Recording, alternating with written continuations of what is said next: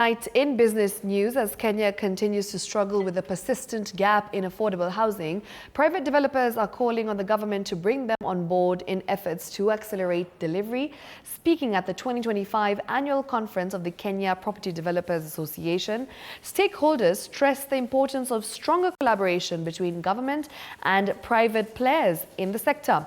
They warned that despite ongoing initiatives, the government is still behind schedule in meeting housing targets, especially amid growing urban populations and rising economic pressures.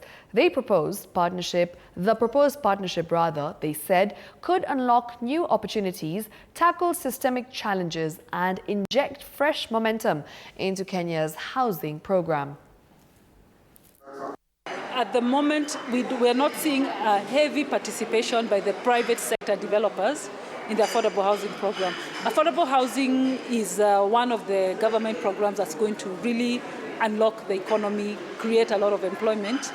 And so KPDA is on the forefront of looking at how we can come up with an enabling framework that will allow the private sector to come on board the affordable housing program, and also to ensure that the private land is brought into the affordable housing program. I think the government needs to provide a facilitative framework, right?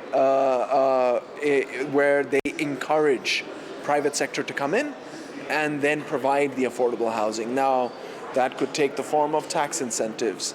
That could take the form of maybe providing lower cost of financing. I think that's the way to create a collaborative relationship between the government and the private sector that can then help fulfill that demand gap that is there.